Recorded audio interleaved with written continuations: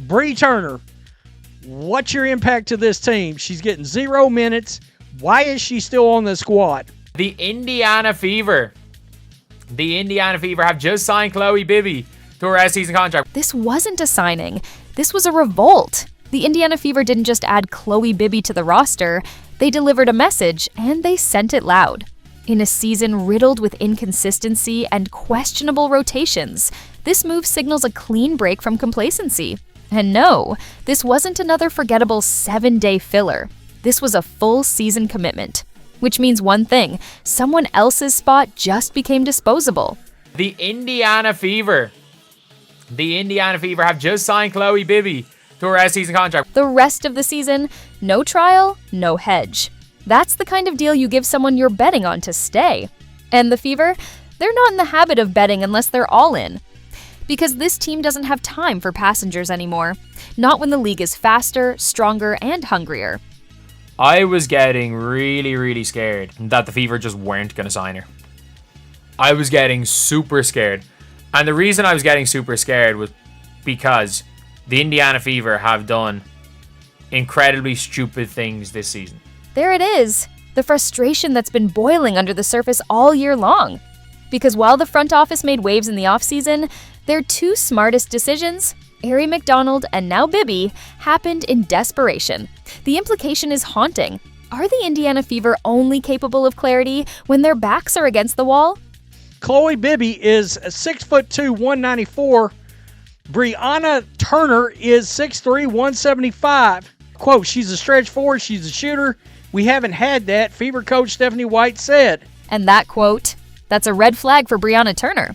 Because in a league where floor spacing is oxygen and versatility is currency, Bibby brings both. She's not just a shooter, she's a stretch four with a pulse. Meanwhile, Turner is skating on thin ice, and that ice just cracked. The Fever didn't just sign Bibby, they replaced someone. Whether they admit it or not, that rest of season contract carries weight, it's permanence. And in a sport where minutes are earned and futures are fragile, permanence for one means a countdown for another. And it's just major, just a major move in itself. And I'm ecstatic with it, man. I'm super happy about it. And this is dope news. Joy, yes. But behind that joy is something colder. Intent. This team is tired of underperformance, tired of dead roster space, tired of watching games slip away because no one on the floor can make a damn shot when it counts. Bibby is not just a signing. She's a signal, a pivot. The Fever are flipping the script, and if Turner isn't paying attention, she won't be here to read the next chapter. She walked into the game like she'd been there all season. No warm-up, no nerves, just pure ignition. Chloe Bibby didn't tiptoe into her role. She blew the doors open. And the moment she touched the ball, it was obvious. The Indiana Fever had found something they didn't even know they were missing. She had 6 points in 2 minutes. It was just a crazy decision.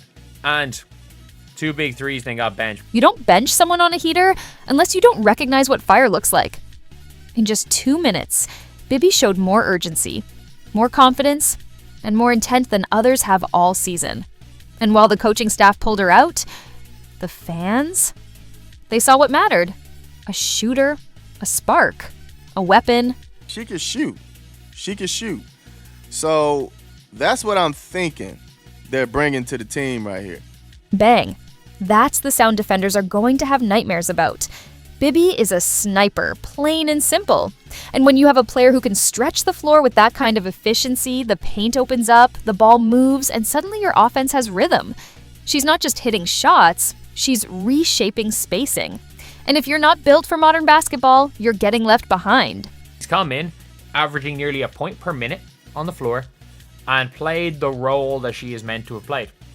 She absolutely has played the role that she was meant to have played for the Indiana Fever. Efficiency like that doesn't come from luck. It comes from preparation, poise, and the kind of self-awareness that most bench players never develop. Bibby knows her role. She's not trying to be the star. She's trying to win games, and that's what separates her from half the roster. She isn't a placeholder. She's a blueprint, a model for what this team needs moving forward. Shooters who defend, hustle, and don't flinch when the lights hit. No whining, no excuses, just buckets. So now the question isn't, can she help? It's how fast can she become essential? Because if you're putting up 6 points in 2 minutes and getting pulled, that says more about the staff than the shooter. But one thing's clear. Bibby isn't here to ride the bench. She's here to burn it down. This isn't a debate anymore. It's a countdown. The moment Chloe Bibby signed that rest of season contract, Brianna Turner's time with the Indiana Fever started ticking. And if the front office's eyes are open, that clock's almost at 0. Because this isn't just about potential, it's about results. And Bibby is bringing them. Yeah, I mean, what do you have to lose, man? I mean, at this point, try something, right? What do you have to lose? Everything if you don't act. The 7-day was just the audition. Now Bibby's got the part. And Turner, she's been reading lines off the script for months without showing up to perform. You can't keep playing musical chairs with roster spots when one chair is just sitting there, empty. I think this is a great opportunity for the Indiana Fever to get rid of Brianna Turner. Bree Turner, what's your impact to this team? She's getting 0 minutes. Why is she still on the squad? That isn't a hot take. It's a cold fact. Turner isn't playing, she isn't producing, she isn't even competing for minutes anymore. Meanwhile, Bibby is hustling, spacing, hitting shots, and dragging this team toward relevance with every possession. There is no justification, none, for keeping a body on payroll that isn't contributing. She's skillful, man. She got a little game on her. Dog. She got a little game on her. Look at her. That's the sound of a player forcing the conversation. Bibby's game is making noise, and Turner's silence is deafening. One is making statements, the other just taking up space. This league doesn't reward seniority. It rewards impact. If you're not bringing that, if you're not even trying, you're gone. There's no room for sentiment in a rebuild. You keep what works, and you torch what doesn't.